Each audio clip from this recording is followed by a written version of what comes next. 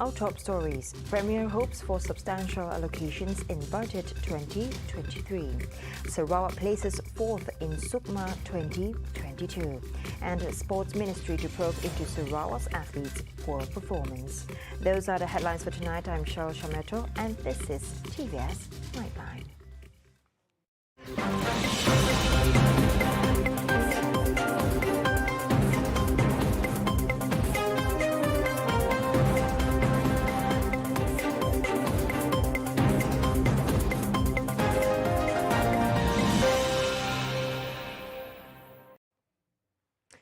The tabling of Budget 2023 is just 2 weeks away, as it is scheduled to be tabled by Finance Minister Tengku Datuk Sri Zafrul Abdul Aziz. And Premier Datuk Patinggi Tan Sri Abang Johari Tunapeng is hoping that Sarawak will receive a sizable allocation for next year. Memanglah kita berharap ada beberapa bantuan atau peruntukan yang akan diberi kepada Sarawak macam biasa. Sudah tentu harapan kita juga besar. Tadi saya sebut joint venture. Abang Johari said this in response to a query from members of the press regarding his expectations for the national budget on Saturday. Earlier on Friday, Deputy Premier Dato' Amar Awang Tengah Ali Hassan said he hoped that Sarawak would be given more fundings under Budget 2023 to further expedite the development of infrastructure projects such as roads, bridges, water, electricity supply and telecommunication systems. Another 28 sites of Geodelta Park have been identified in Sarawak and studies will be conducted promptly. Premier of Sarawak, Datuk Patinggi Tan Sri Abang Johari Tunapeng said these sites hold a high value not just to the local and national industry but internationally as well in terms of geological history and deposits. Dan 8 geotapak bernilai tempatan, 8 geotapak bernilai kebangsaan dan 12 geotapak yang mempunyai nilai antarabangsa. Jadi ini adalah dalam kajian. He spoke during a press conference held after officiating the declaration ceremony of Sarawak Delta Geopark as Malaysia's 6th geopark at Sarawak Cultural Village today. The declaration is important to recognize the state government's effort in preserving a sustainable environment. Dan saya juga mengucap terima kasih kepada Datuk Seri kerana tadi disebutkan bahawa kawasan ini akan menjadi satunya calon kandidat, bukan calon pilihan raya, bukan.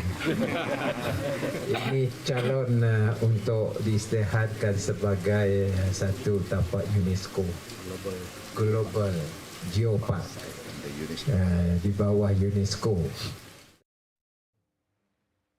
The political funding bill is expected to be tabled in early or late November, said Datuk Sri Dr. Wan Junaidi Tuanku Jaafar. Wan Junaidi, who is the Minister in the Prime Minister's Department for Parliament and Law, said the bill will see its first and second readings and was prepared by the National Centre for Governance, Integrity and Anti-Corruption, GIACC. As of press time, the bill has been submitted to the Attorney General's Chambers, AGC, for an in-depth review before being finalized. Prior to the tabling, a meeting will be held on September 28th, Wan Junaidi said, with all members of parliament, including those from the opposition, to obtain responses on the bill, as it takes into account the opinions of all of its stakeholders through engagement sessions. Internal engagement sessions with relevant governmental departments and agencies will also be carried out in the near future. Wan Junaidi said this in a press statement published today. He also stated that the political funding bill was first introduced in the year 2015, which resulted the establishment of the National Consultative Committee on Political Funding. However, it was never implemented. He hoped that the bill will be passed and implemented for the better transparency in Malaysian politics.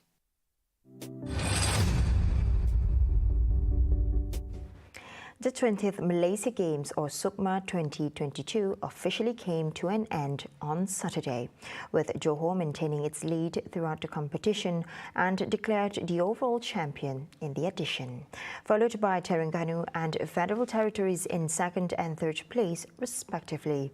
Sarawak meanwhile came in fourth place with 32 gold, 43 silver and 52 bronze medals, with Pencak Silat and boxing contributed the last 4 goals for Sarawak. Muhammad Abdul Latif Max Zakir performance in Pencak Silat bagged Sarawak a goal in the men's Class H 80 to 85 kilogram category, while Ravina Gino won gold in the women's Class E 65 to 70 kilogram category. It was a sterling performance for the state contingent at the boxing ring, as Sarawak snagged 2 golds and 1 silver in the event. 21-year-old Jackson Chambai Ike won gold in the men's fly 48 to 51 kilogram category at the Malaysian Futsal Complex, while Kilat boy Deloniel McDillan Bong delivered the state's final gold at SUKMA 2022 as he emerged as champion in the feather 54 to 57 kilogram event. Deloniel easily won 5-0 against Wilayah Persekutuan boxer Alif Akmal Muhammad Asri. Finally, Muhammad Rafiq Murshidi won silver in the men's light welter category. Meanwhile, State Ministry of Youth, Sports and Entrepreneur Development will be carrying out an investigation to identify the cause of the underwhelming performance of Sarawak's athletes during the Sukan Malaysia or SUKMA 2022. Its Minister Dato Sri Abdul Karim Rahman Hamzah said the investigation will involve the management team of the Sarawak Sports Association. Any individual who did not contribute to the development of Sarawak sports industry will be dropped from the association immediately. Sebab itulah bagi saya kita perlu membuat postmortem selepas mereka balik dan melihat di manakah kelemahan kita. Di manakah kelemahan. Mereka yang menjaga Persatuan Sukan ni, bila kita bertanya, semuanya bagus. Kadang-kadang semua cerita tu bagus, tapi bila when the time comes, only then we realize they are not up to the mark. Itu yang agak menyedihkan. We have to do a little bit of soul searching. We have to do a little bit of postmortem dan atur. Mereka yang perlu digugur dalam persatuan, kita mau mereka keluar. Mereka yang sudah terlalu lama sampai berbelas-belas tahun tidak ada dapat mendatangkan hasil, masih lagi berpaut dalam persatuan. They should not be there. Prior to the SUKMA Games, Karim has set up 44 gold medals for the state contingent. However, based on the final results, Sarawak only managed to achieve only 31 gold medals. The investigation, he said, will be conducted in a closed and private manner. Meanwhile, in the case of SUKMA doping incidents, he said dropping of all athletes is an irrelevant decision. Bagi saya lah, pandangan peribadi saya, you don't penalize everybody. Kalau seorang yang kena menggunakan dadah, takkan orang yang tak menggunakan dadah daripada tim yang sama diambil tindakan yang sama juga. Local industry players play an important role in helping to make the Post-COVID-19 Development Strategy or PCDS 2030 a success. States Premier Dato' Patinggi Tan Sri Awang Johari Tunapeng said industry players can offer their services to help lure in foreign investors and make Sarawak an attractive investment destination. We got investment coming to Sarawak.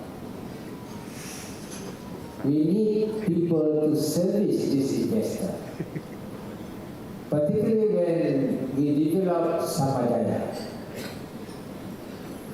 And eventually, we develop Pintu as an industrial center, and we need the local people to serve these investors. He said in his speech at the 60th anniversary of KKB Engineering Berhad on Friday. Taking KKB as an example, Abang Johari said the construction and engineering company has rendered their services in providing infrastructure expertise to multinational oil and gas companies such as Petronas and Shell. Because of the availability of our own company that can give services to these investors, the confidence level keep on rising. As a result, we managed to attract a lot of foreign investment to Sarawak up today. He said as the state moves towards PCDS 2030 and its green economy, he called upon local players to support in infrastructure development. Calling it a game-changer period, he said the state government are intensifying efforts to improve the infrastructures and it requires the participation of local industry players. On the Diamond Jubilee celebration, Abang Johari congratulated KKBEB founder and chairman Datuk Seri Koh Kak Beng for being one of the respectable companies in Sarawak and thanked him for helping to develop Sarawak. The event was also attended by the former Sarawak Deputy Chief Minister Datuk Patinggi Tan Sri Dr. George Chan and KKB Group Executive Director Koh Pok Tong. Coming up right after the break, Ukrainians in Russia's Far East vote in a referendum. And it's about time for Hong Kong easing of restrictions. Right here on TVS Nightline, stay tuned.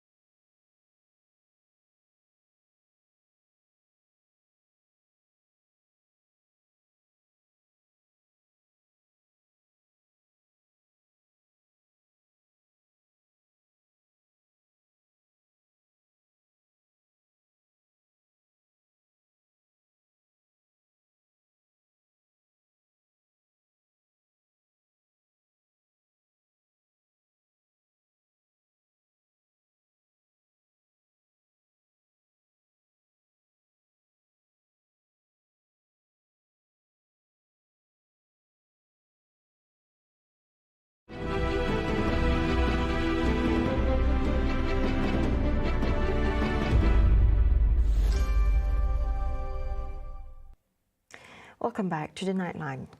3 houses in Pujut Miri have been repaired under the Minor Rural Project Sarawak House Repairs for the Poor program for the Pujut constituency. Pujut Assemblyman and Miri Mayor Adam Yee Siu Sang handed over the newly repaired and improved houses to the owners this morning. The Miri mayor said in a statement that the repair works covered the rooftops, pillars, walls and flooring, and it took about 2 weeks to complete. Yi also pointed out that homes of mostly those in the B40 group, together with the eligible recipients of e-Kasih assistance, are now currently being repaired under the program. The MRPPP-RMS program was introduced in 2018 as an initiative to help the poor in Sarawak, and it has assisted those who are living in the rural areas. Under this program, each assemblyman and member of parliament is allocated 1 million ringgit annually to carry out the program and help with the house repair works. Apart from the MRPPP-RMS, another house repair scheme introduced in Sarawak is the program Pinjaman Rumah Panjang, PPRP. However, it differs from the MRPPP-RMS as it is a special loan given to the natives living in long houses in the form of building materials, costing 30,000 ringgit per family. Malaysia is rich with unique, interesting and diverse cultural heritage, including the traditional games that resulted from the combinations of various races in the nation. Minister of Tourism, Arts and Culture, Dato' Sri Nancy Shukri, launched the Festival Permainan Malaysia at Kuala Lumpur 2022 to revive and promote the spirit of togetherness among the communities in Malaysia. Nancy said the festival is also in line with the national culture policy's aim to strengthen unity and national identity. The traditional games in Malaysia consist of porch games such as Batu Seremban, Congkak, and Dam Aji, as well as big court games like Gasing, Konda-Kondi, and Gala Panjang.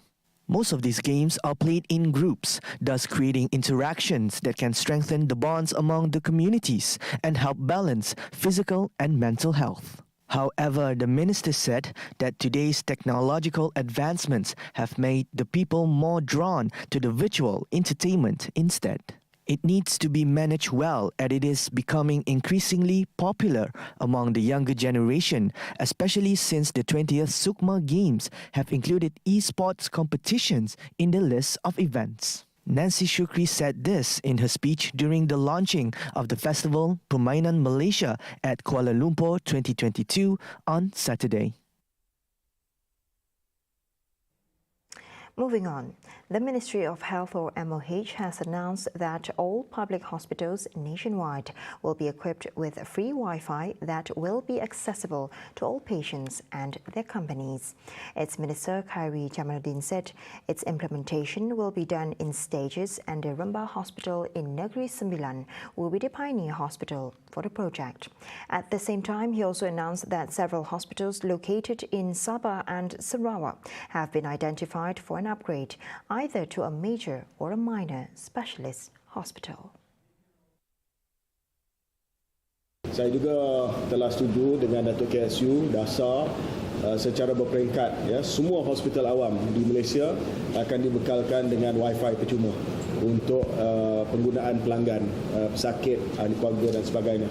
Sebab kita dapati bahawa ada hospital yang mungkin capaian telekomunikasi agak tidak berapa konsisten.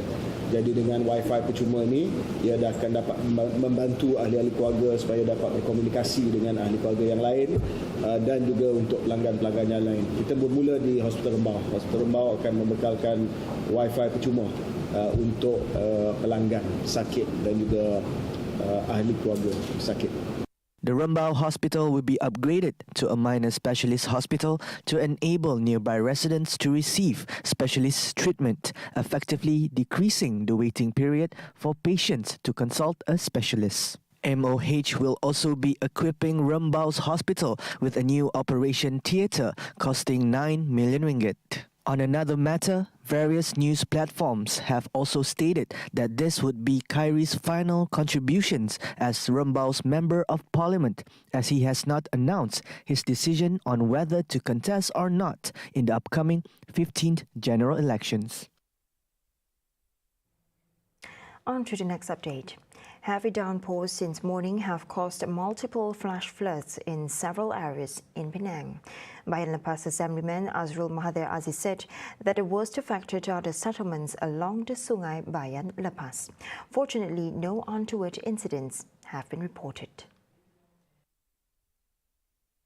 The rain started at 5 in the morning, causing floods in Bayan Lepas, Bayan Baru and Bukit Jambul, as well as inundating several roads with water, making them unpassable for small vehicles. Villages affected were Kampung Masjid, Kampung Manggis, Kampung Perlis, Kampung Binjai and Kampung Seronok. Kampung Binjai Village Community Management Council MPKK Chairman Basri Hashim said that about 30 houses in Kampung Binjai were hit by flash floods, but there was no need for evacuations. Johor was also hit by flash floods this week that forced 62 victims to seek shelters at 2 flood relief centres. The area affected by floods in Johor were Taman Sri Pancho, Kampung Sengkuang, Kampung Baru Sri Gading, Pekan Sri Gading and Kampung Sri Tanjung.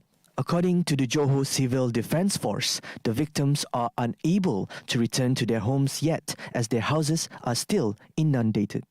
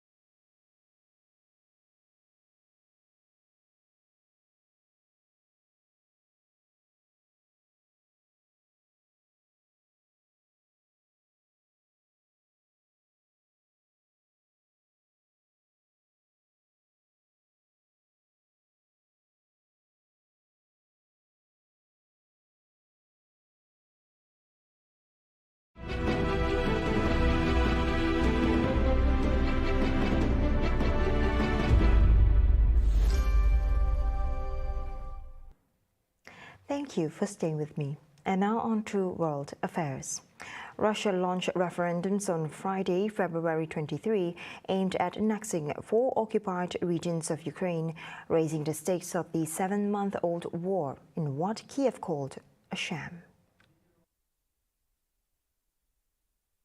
The votes on becoming part of Russia were hastily organized after Ukraine earlier this month recaptured large swathes of the northeast in a counter-offensive.